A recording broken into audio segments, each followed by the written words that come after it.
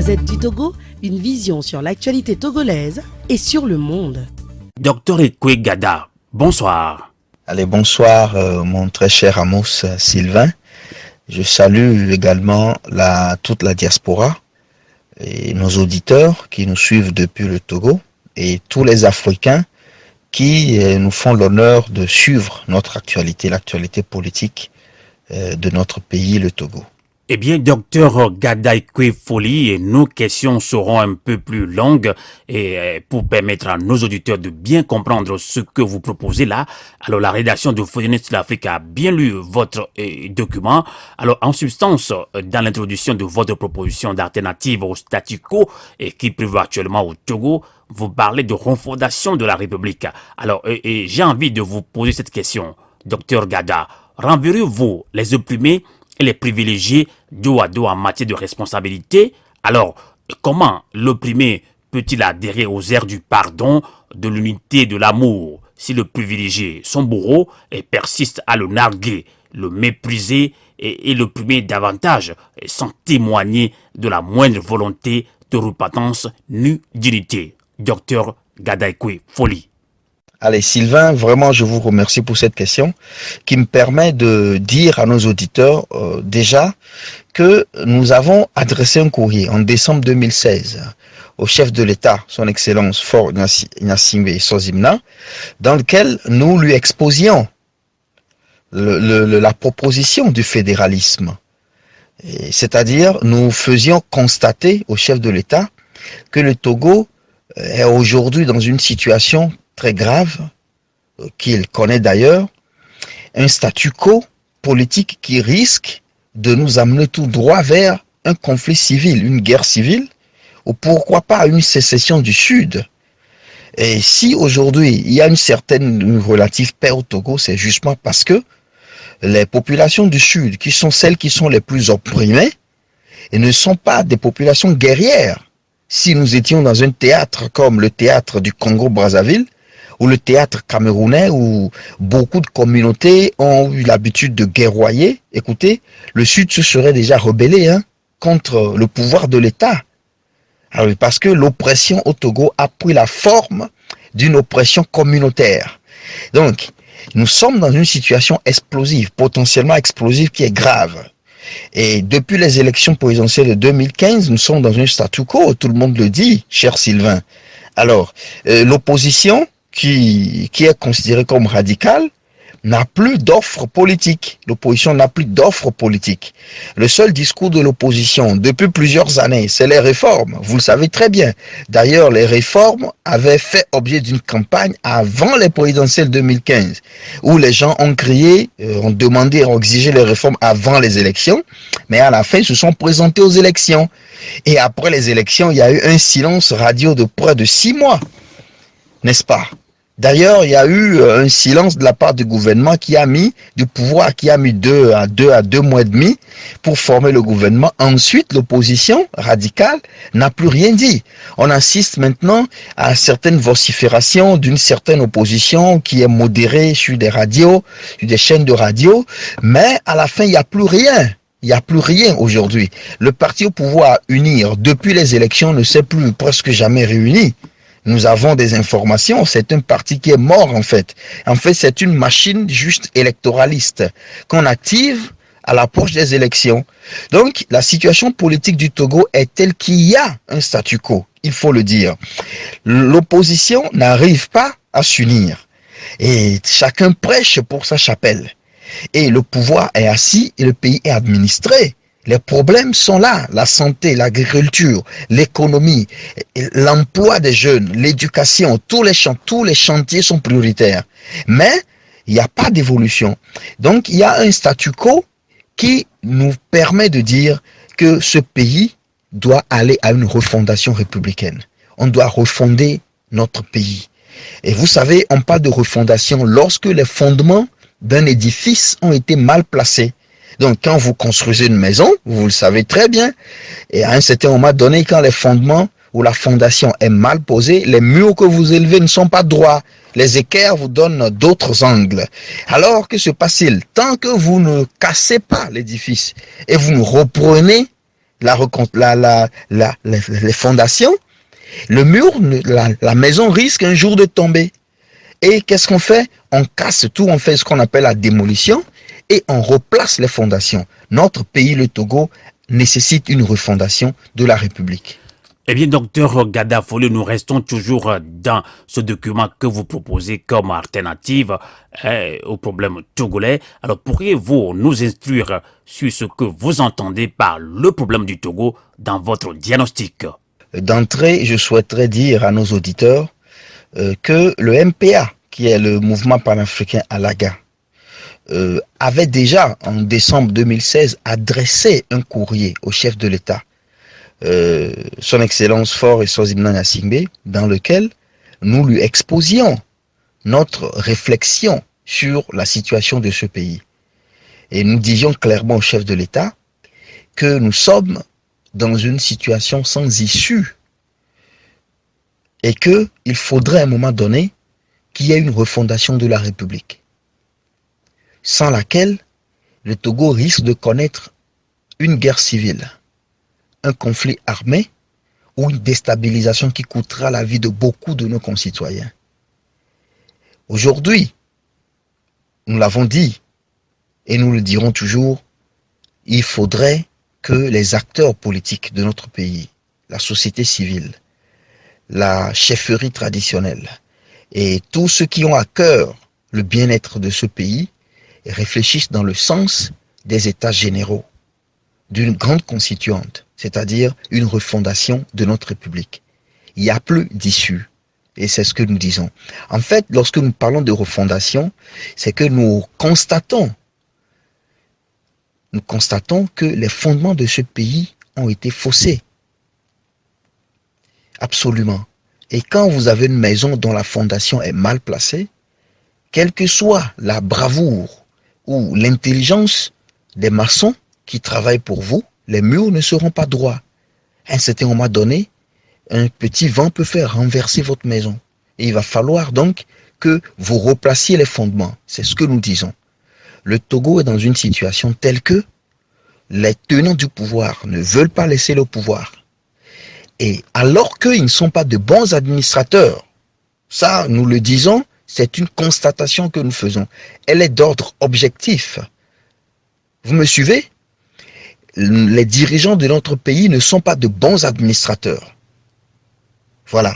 La population souffre. Et à côté de cela, on refuse de permettre à d'autres personnes de venir gouverner pour le bien du pays. Dans une situation pareille, que se passe-t-il? Où vous allez tout droit vers une guerre civile? Et je dis que la seule chance du Togo actuellement, c'est que les populations du Sud, les populations aisées et assimilées, les Minas et tout ça, ce ne sont pas des populations guerrières. Si nous étions dans un théâtre semblable au théâtre du Congo-Brazzaville, je vous assure, cher Sylvain, le Togo aurait déjà connu une guerre civile. Parce qu'on ne peut pas voler les élections. Une fois, deux fois, trois fois, tous les tripatouillages possibles. Je ne vais pas revenir aux événements de 2005 qui sont ahurissants dans l'histoire politique de l'Afrique entière. Et pourtant, des gens comme ça sont au pouvoir. La population subit. Surtout, c'est les populations du Sud, il faut le dire. Hein? Je reviendrai peut-être sur ce que j'appelle la sociologie des opprimés. Parce qu'au Togo, l'oppression politique, l'oppression sociale est dirigée d'abord vers les communautés méridionales. Oui, il faut le dire. Il faut avoir le courage moral de le dire. Nous sommes comme dans une situation où on vit la passion des populations du Sud. Voilà. Et en plus des populations du Sud, il y a des opprimés qui sont aussi au Nord, mais qui ne sont pas des opprimés dus, n'est-ce pas, à la haine intercommunautaire ou à une certaine compétition suprémaciste communautaire, mais qui sont seulement dus, ces opprimés-là, et subissent justement la malgouvernance des tenants du pouvoir, ce qui est très différent. Donc, nous sommes dans une situation pareille où nous pensons qu'il faudrait refonder la République. Maintenant, vous voulez savoir si nous mettons les opprimés et les oppresseurs au même rang au niveau des responsabilités. Nous disons non. Les responsabilités sont en effet partagées, mais il faut avoir le courage de dire que dès lors qu'il y a des partis qui ne veulent pas accepter leurs responsabilités, qu'allez-vous faire? Vous allez faire une guerre? Non, à un certain moment donné, il faut que les opprimés qui ont conscience du bien-être et du caractère collectif d'un certain ou d'une certaine renaissance de notre pays, ces opprimés acceptent, mettre de côté les brimades et les souffrances, surpassent les tentations de la haine et puissent pardonner, n'est-ce pas? Puissent pardonner afin de rassembler tout le monde et de faire de ce pays un territoire où il fera bon vivre à tout le monde.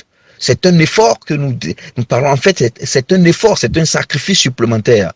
Mais il faut voir d'abord le bien du pays, que vous soyez oppresseur ou opprimé. Voyons toujours le bien de notre pays. Et le bien de notre pays nous commande dans la situation actuelle d'éviter toute guerre civile et d'aller auprès du pardon vers une refondation républicaine.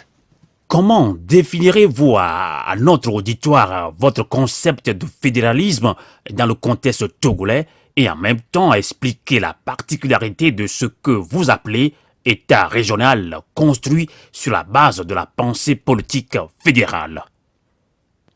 Écoutez Sylvain, c'est une question importante, celle-ci. Tout comme tous les acteurs de la vie politique de notre pays, le MPA, qui est un groupe de réflexion et d'action, s'est invité, n'est-ce pas, dans l'arène sociopolitique, dans l'espoir d'apporter une contribution à ce que tout le monde appelle le problème de notre pays. Et donc, c'est quoi le problème? Quel est ce problème-là dont on parle dans les chancelleries, dont on parle aux Nations Unies, dont on parle à Genève, à Paris, à Londres, en Afrique, en Éthiopie, à Addis Abeba, dans presque toutes les capitales?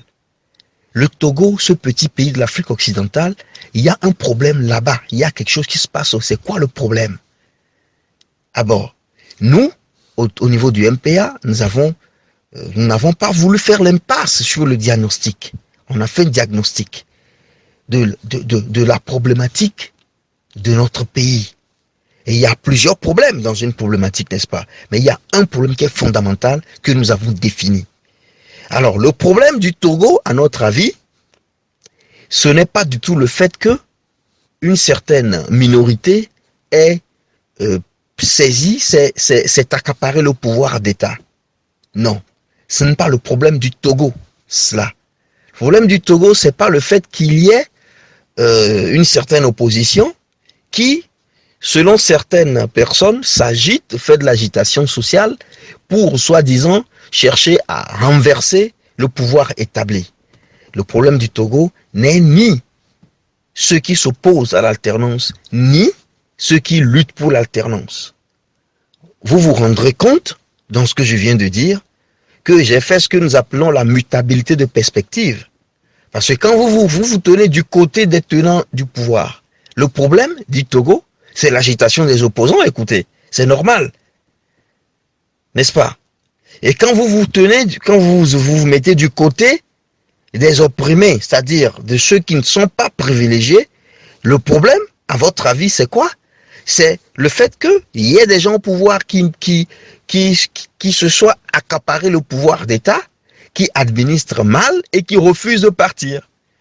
Donc, chacun a, à partir de sa position, une certaine définition du problème, une certaine perspective du problème du Togo. Et on ne peut pas dire que la définition des opposants soit celle qui est complète ou celle qui est juste. On ne peut pas non plus dire que le problème du Togo soit réductible à l'analyse qu'en font les tenants du pouvoir. C'est la raison pour laquelle le MPA dit ceci. Le problème du Togo, en fait, c'est une équation dont la résolution, la solution donnera la paix, l'harmonie, le progrès à tous les Togolais, aux opprimés d'aujourd'hui comme aux oppresseurs d'aujourd'hui. Le problème du Togo, selon nous, c'est l'incapacité. Suivez-moi très bien, Monsieur Sylvain Amos, c'est l'incapacité des Togolais, que je suis, que vous êtes, que nous sommes. C'est notre incapacité collective de trouver une forme d'administration de notre pays qui corresponde aux besoins de tout le monde à la fois. C'est de trouver la formule de gestion administrative et politique et économique de notre État, de ce petit pays, qui soit du goût de tout le monde. C'est cela le problème. Parce que les gens qui sont au pouvoir, ils ont trouvé une forme d'administration. Ils ont trouvé une forme de gestion des ressources humaines et matérielles de notre pays. Mais cette forme qu'ils proposent et qu'ils imposent au pays ne correspond pas à ce que tout le monde veut, n'est-ce pas? De la même manière, ceux qui luttent pour prendre le pouvoir, ils ont aussi une certaine acception de la gestion de notre État. Mais quand vous les entendez parler, vous vous rendez compte que, certainement, que quand ils prennent le pouvoir aujourd'hui, ils vont vouloir rendre la monnaie à ceux qui sont aujourd'hui les privilégiés. Et donc, est-ce que c'est cette vision-là du Togo, c'est cette vision du Togo qu'ont les tenants du pouvoir, qui est celle qui est juste? Est-ce que c'est cette vision ou cet argumentaire politique de l'opposition qui est celui-là qui est juste? Je crois tout humblement, et je le dis à toute la diaspora et à tous les Togolais, que notre problème, c'est que chacun cherche à imposer à l'autre une solution qui ne garantit que ses propres intérêts.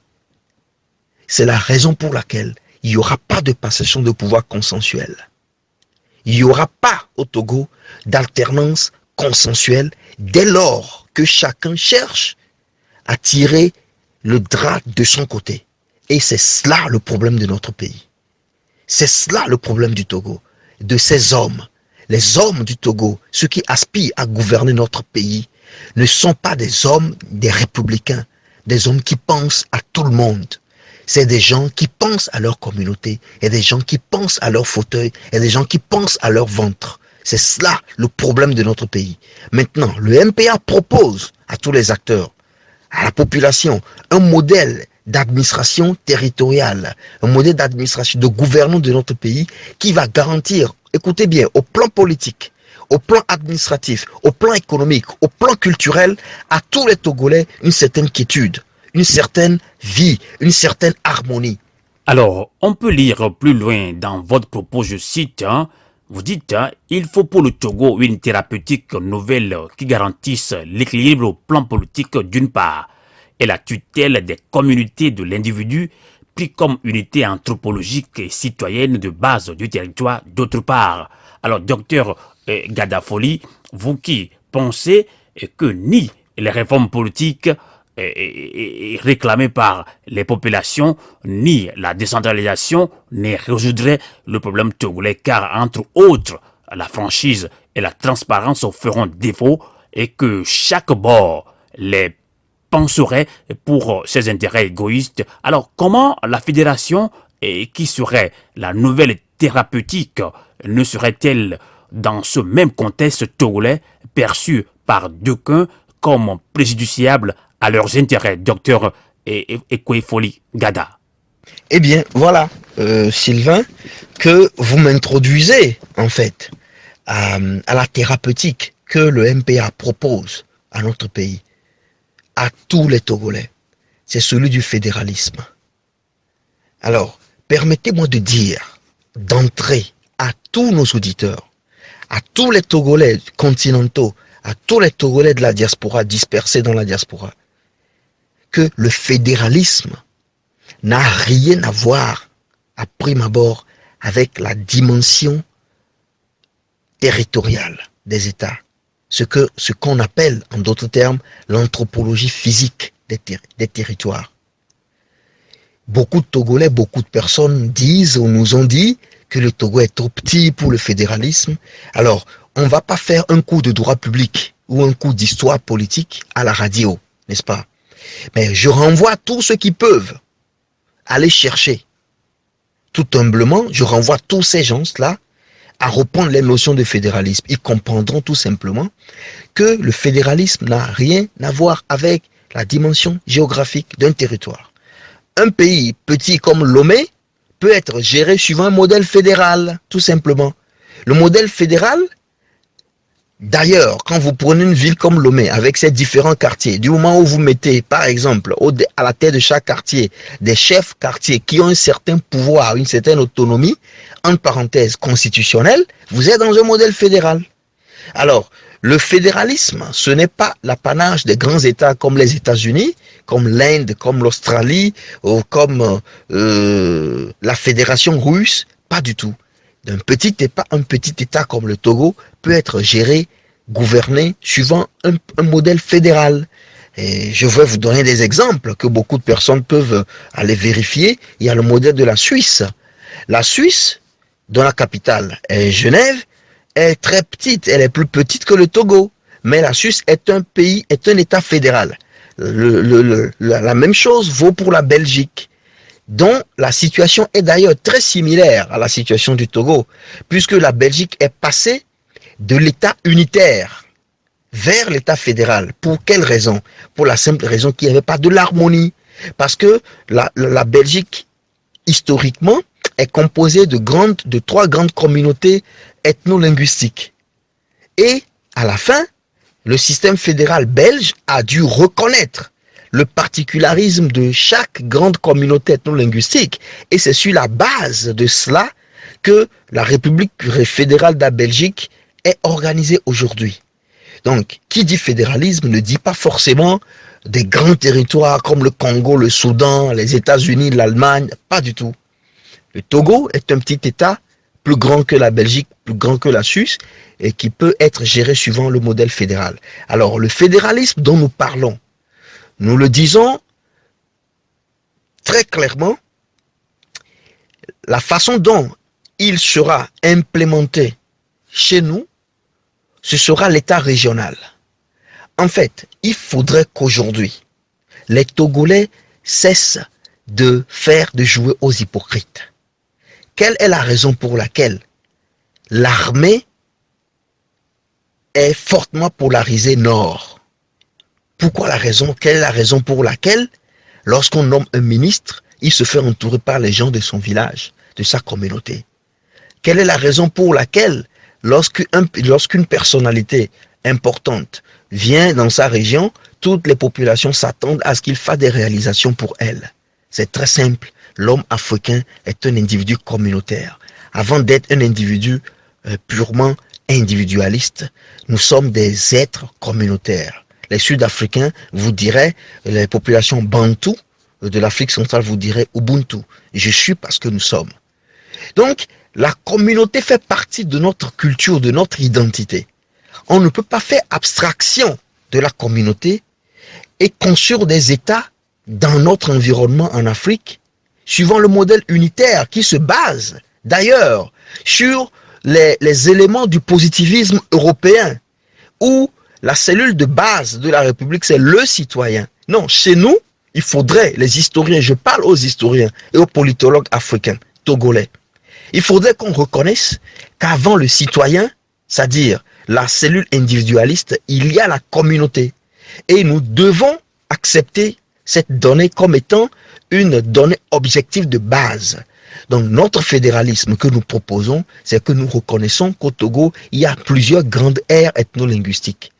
On fait correspondre des régions à ces grandes aires ethno-linguistiques et c'est ce que nous appelons donc l'État régional.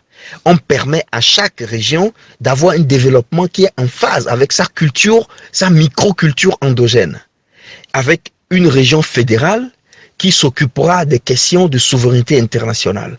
C'est comme cela que le Togo ou nos États en général vont recouvrer ce que j'appelle l'harmonie politique. L'harmonie politique. Alors, je suis historien et je suis politologue. Je ne peux pas avoir un regard sur nos États, sur l'Afrique, à travers le prisme occidental. Et c'est à ce problème-là que nous nous confrontons. C'est à ce problème-là que nous nous confrontons. Eh bien, merci pour toutes ces précisions. Alors, la texture sociologique au Bénin, au Ghana, en Afrique du Sud ou encore en France, avant Napoléon, n'est pas si loin de la togolaise. Alors, pourquoi l'État unitaire a-t-il pu finalement prospérer dans ces pays-là et constituerait une aberration donc au Togo, docteur? Alors ici, Sylvain, je crois que je vais vous décevoir un peu parce que je ne partage pas tout à fait les termes de votre interrogation. En réalité, je ne vois pas dans quelle mesure le Ghana ou le Bénin, qui a un système unitaire, il faut le préciser, quand même décentralisé, et sont si prospères comme État. Donc je ne vois pas en quoi est-ce que ces États que vous citez sont prospères.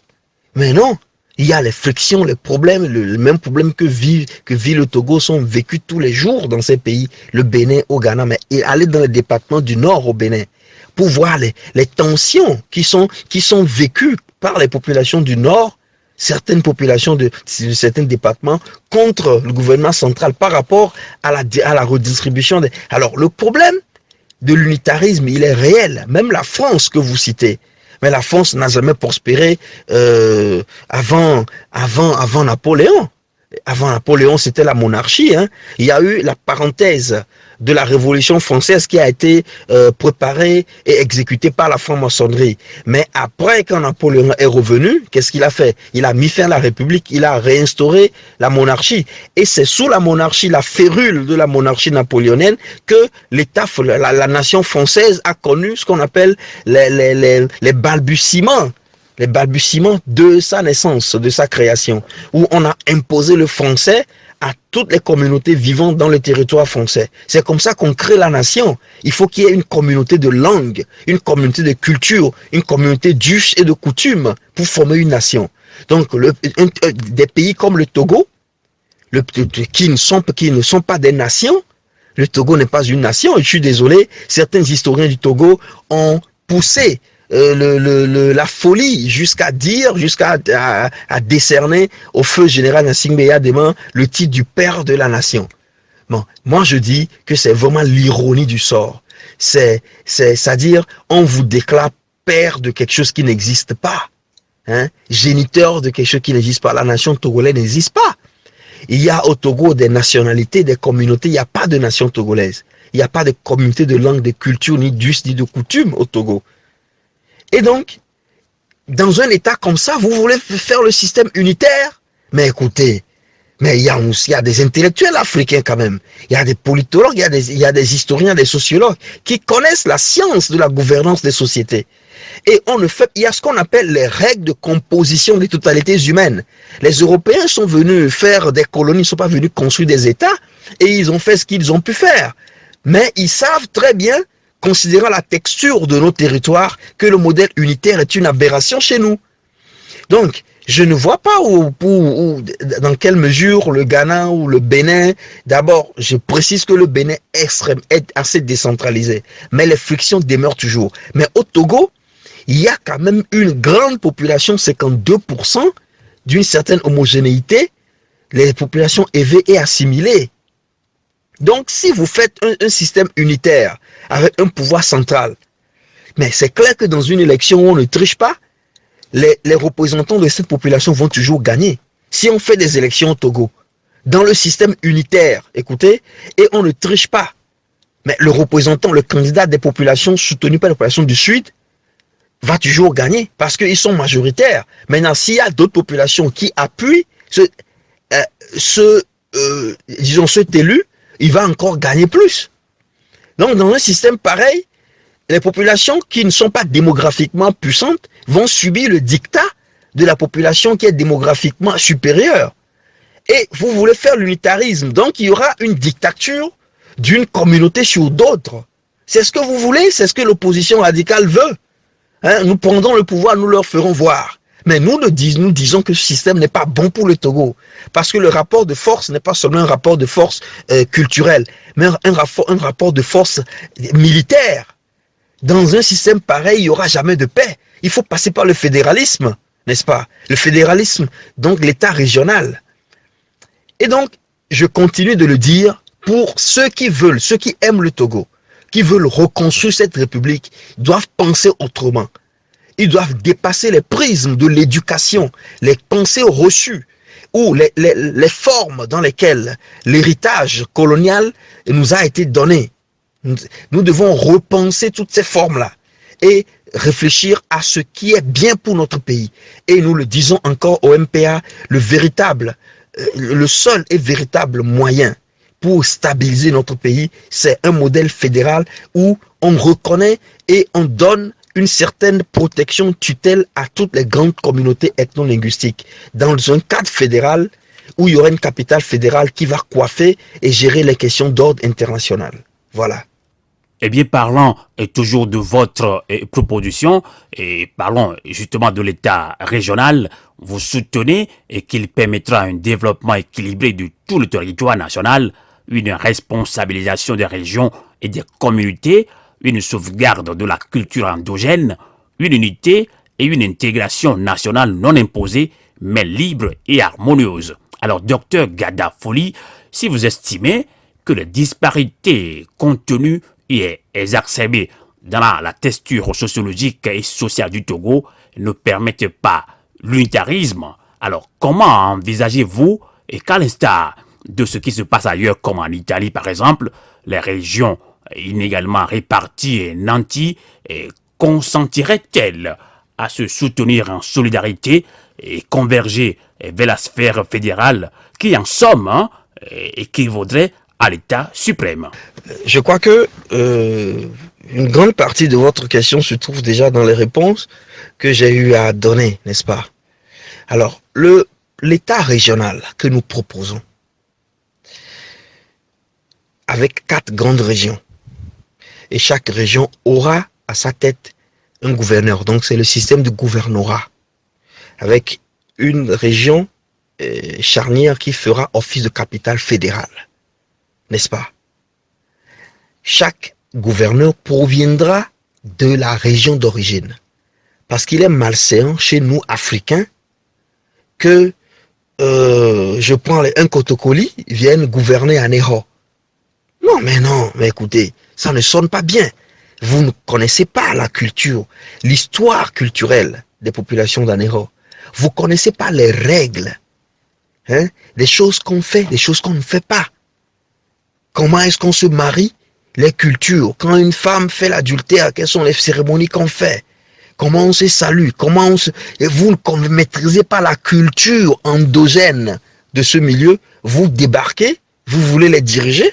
Mais écoutez, nous sommes des Africains, nous sommes des Africains, nous ne sommes pas des Européens où tout est désacralisé. Donc, d'abord, le premier avantage de l'État régional, c'est cela. Chaque région produit un gouverneur qui doit tenir compte des spécificités culturelles de sa région.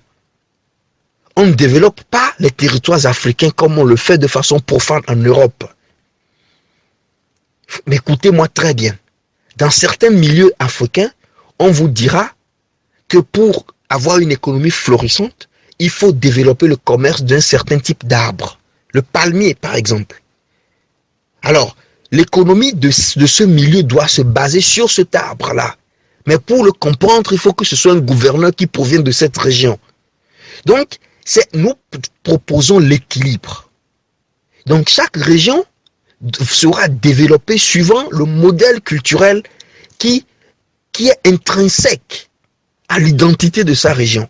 Les populations pourront construire leur maison tranquillement, pourront cultiver tranquillement dans leur région d'origine, ce qui n'empêche pas que certains citoyens aillent vivre dans d'autres régions, pas du tout. Mais quand vous le faites, vous avez accepté vivre suivant, vous avez accepté d'une certaine façon être assimilé. Mais ce n'est pas là le problème.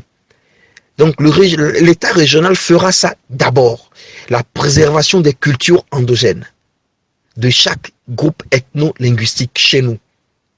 La deuxième chose, il n'y aura pas de frustration des populations du Sud qui se disent « mais depuis 50 ans, un Kabien nous dirige ». Bon, ce n'est pas moi qui vais le dire, j'ai entendu parler. Vous savez, moi je vis en Europe, de temps en temps quand je viens en Afrique, au Togo, j'écoute les gens parler, je sais ce qui se passe. Donc, les gens, généralement, les gens du Sud sont malades à l'idée de se voir dirigés par des gens du Nord. Vous allez éviter toutes ces frustrations. Mais écoutez, il faut avoir le courage de le dire. Donc, l'État régional permettra à ce que dans chaque région, il y ait les institutions de l'État dans chaque région. Ça dépasse ce que vous appelez décentralisation. Parce que dans chaque région, on pourra faire les passeports. Les 3 niveaux de la justice se trouvera dans chaque région. N'est-ce pas? Il y aura une police régionale. Il y a une police régionale, dans chaque région, une police régionale, où les fils de la région seront engagés dans les forces de l'ordre, c'est-à-dire la police locale. N'est-ce pas? Et donc tous les services de l'État qui aujourd'hui sont concentrés à Lomé seront distribués dans toutes les régions. Et qu'est-ce que ça fait? Ça produit un développement de l'immobilier et des infrastructures de chaque région. Les routes, les marchés, les choses, les communes. Et dans chaque région, ce sera le système décentralisé. Donc le gouverneur reçoit une dotation en ressources pour gérer sa région. Et maintenant, il y aura la capitale fédérale où c'est les questions internationales. Alors, vous me posez la question de savoir si en quoi ce système va garantir la paix. Alors, écoutez, les ressources naturelles sont inégalement réparties, c'est vrai. Mais n'oubliez pas une chose, que les ressources naturelles, la terre est un esprit. Et il y a une fusion entre la terre et les hommes qui l'habitent. Quelquefois, quand une population se déplace, vous n'allez pas me dire le contraire, elle se déplace avec les richesses de sa terre. Et donc, il faut respecter les richesses qui se trouvent dans chaque portion de la terre au Togo. Et nous proposons que le sous-sol soit de l'ordre fédéral. Le sous-sol sera, donc il n'y aura aucune région n'exploitera une ressource minière pour son propre compte. Ce sera à l'échelon fédéral qui va s'occuper des questions d'exploitation minière sur tout le territoire. Bon, dans tout le territoire, vous m'excusez. Et le port de Lomé sera de l'ordre de l'échelon fédéral. Vous voyez? Et l'armée, c'est de l'ordre de l'échelon fédéral. Et les questions de la diplomatie, de la monnaie, de la souveraineté, c'est décidé au niveau de l'échelon fédéral. Mais il y aura une certaine ultra-autonomie de chaque région. Aujourd'hui, vous savez très bien que les populations au sud disent que quand les choses vont changer, ils vont chasser les gens du nord qui ont acheté des terres chez eux. Ça a été fait dans les années 91-90. Aujourd'hui, au nord, il y a de petits nouveaux villages qui ont été créés parce que quand les gens ont été chassés du sud, ils n'ont plus trouvé de la place, ils ont dû fonder de nouveaux villages. Pourquoi est-ce qu'il y a cette intolérance chez nous? Parce que nous sommes des êtres communautaires. Et c'est le seul mécanisme de gouvernance qui est viable pour notre territoire, c'est le mécanisme du fédéralisme et donc de l'État régional. Voilà. Et je crois que l'État régional va permettre un développement équilibré de tout le Togo. Il n'y aura pas les 40% du Togo qui seront concentrés à Lomé. Non. Chaque région aura des pôles attractifs au plan commercial et culturel, économique, démographique, dans tous les domaines. Et les individus de ce pays vont vivre en paix. Chacun aura une certaine paix sur la terre, sur sa terre. N'est-ce pas? N'est-ce pas, Sylvain?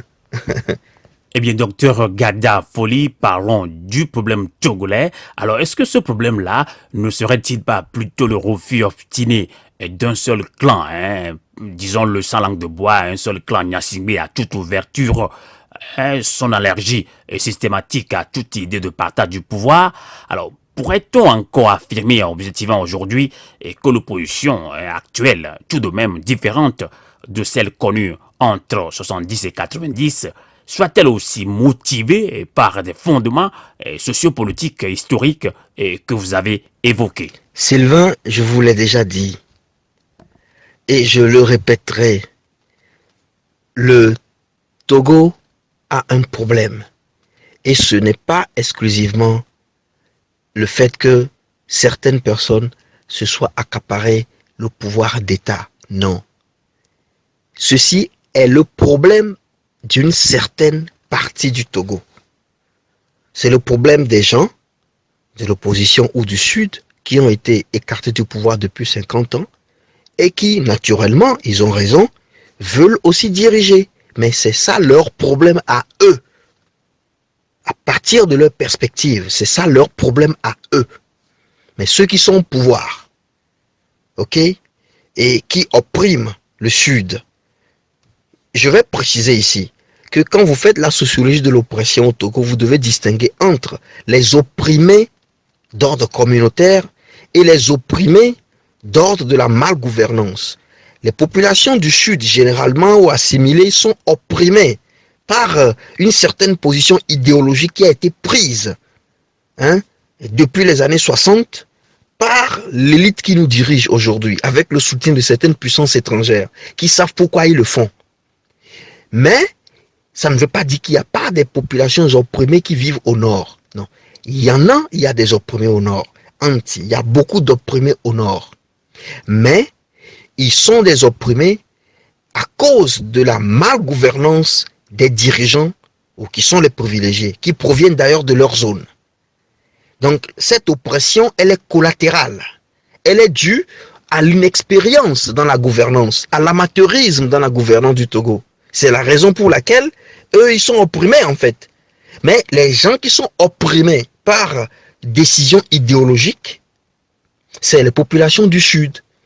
Bon, moi j'ai le courage de le dire. Il faut que les opposants aient le courage de dire. Vous allez m'excuser cette expression, akotam fioname okluna dimeo. Le problème que nous avons fondamentalement depuis l'époque coloniale, c'est celui-ci. Les rapports sont nombreux, je ne vais pas revenir sur ça. Et donc, c'est ça l'oppression. Mais je dis ceci. Le problème du Togo est plus complexe que ça. Parce que ceux qui sont au pouvoir, eux, leur problème, c'est que des gens du Sud s'agitent. Ils veulent aussi gouverner. Et ils ne veulent pas ça. Donc c'est ça leur problème à eux. Qu'est-ce qui vous autorise, vous, Sylvain, à dire que c'est la perspective des gens du Sud qui constitue le problème du Sud? C'est-à-dire que c'est le fait que certaines personnes aient pris le pouvoir d'État et ne veulent pas partager. C'est juste une perspective. Alors, on ne peut pas réduire le problème de tout le Togo à la perception d'un certain Togo, d'une certaine partie du Togo. Même si c'est la partie majoritaire. C'est toujours la vie de certaines personnes. Nous faisons une réflexion super partaise. Nous disons ceci. Pour le bien de tout le Togo, le problème ne peut pas être celui-là. Je l'avais dit avant. Alors, je souhaite tout simplement que nos politiques aient de la hauteur pour comprendre que si on doit régler le problème actuellement, il faudrait que la résolution puisse contenter tout le monde, que la résolution puisse comprendre et donner une certaine garantie à tout le monde. C'est ainsi que nous construirons un Togo véritable, un pays d'harmonie, un pays de paix qui sera un exemple, un modèle dans toute l'Afrique. Eh bien, docteur Gada Folly, une dernière question pour vous libérer. Et dans cette émission, Fenêtre sur l'Afrique, émission également synchronisée sur nos radios partenaires. Alors, comment pensez-vous que la classe politique nationale pourrait accueillir votre alternative? Alors, comment comptez-vous convaincre cette classe politique de son opportunité et de sa possibilité d'incarner la panacée du problème togolais? Vous savez, Sylvain, il y a un chanteur congolais qui a d'ailleurs une origine togolaise, Kofi Olomide, qui dit ceci dans l'une de ses chansons. Le mensonge a pris l'ascenseur. La vérité a pris les escaliers. Mais elle y est arrivée aussi. Nous ne voulons pas imposer ce point de vue, cette réflexion aux Togolais. Non. Nous avons réfléchi longuement. Et je crois que nous avons le mérite d'avoir pris en compte dans notre diagnostic la multiplicité des perspectives. Parce que c'est comme ça qu'on construit un pays. C'est comme cela qu'on construit une république. Les errements des années 60 et les représailles que nous avons connues dans les années 50, 60 et après 90, 98, 2005 nous prouvent clairement, nous démontrent clairement que le Togolais n'accepte pas l'impunité. Et que quand il y a impunité, tôt ou tard, le Togolais cherche à punir, même par des moyens non conventionnels. Dans une situation pareille, les constructeurs de la République doivent être des gens d'une certaine élévation d'esprit. Ils doivent aimer le pays dans toute sa totalité. Ils doivent dépasser les blessures et penser à construire un pays qui sera un réservoir de lait et de miel pour tous ses fils. Voilà. Et si aujourd'hui, des gens ne vont pas comprendre, nous sommes là, les gens comprendront demain. On comprendra et on dira, le MP avait raison. Il fallait penser à une organisation de type régional. Il fallait accepter que nous sommes des individus communautaires avant d'être des citoyens individuels. Et il fallait construire nos États en tenant compte de cette donne sociologique importante. Donc nous avons lancé ce que nous appelons la Fédération républicaine pour l'alternative. Nous parlons d'alternative justement, parce qu'il ne s'agit pas ici d'alternance. C'est un système qui nous opprime. Beaucoup de personnes croient que le Togo est dirigé par Faure Gnassingbé Eyadema ou est dirigé par une élite nébuleuse togolo-togolaise, ce qui n'est pas vrai. Parce que quand vous poussez la réflexion au-delà du Togo, vous vous rendez compte que nous sommes dans la périphérie et nous sommes encore dans le modèle colonial.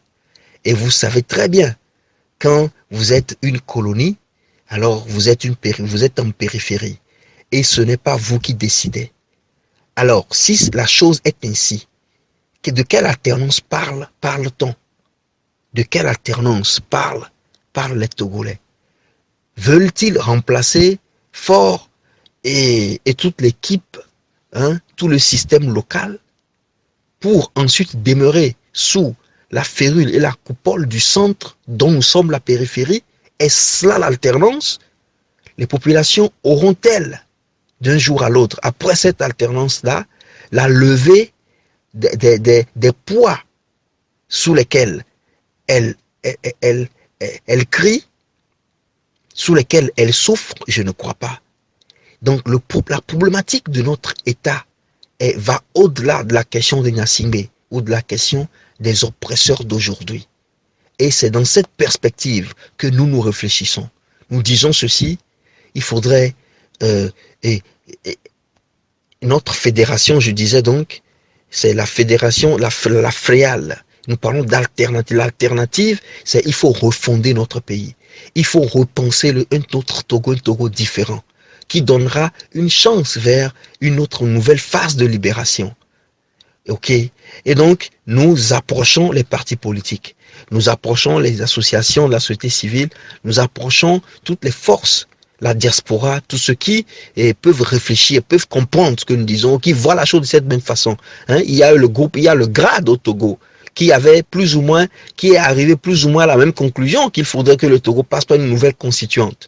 Nous parlons des états généraux, pour éviter que le Togo aille à une guerre civile, à un conflit, ou que le Togo aille à une alternance dans la rupture, où les gens du Nord vont souffrir, parce que si ils refusent, jusqu'à ce que la rupture advienne, l'alternance advienne dans la rupture, il y aura des représailles terribles contre les gens, nos frères du Nord.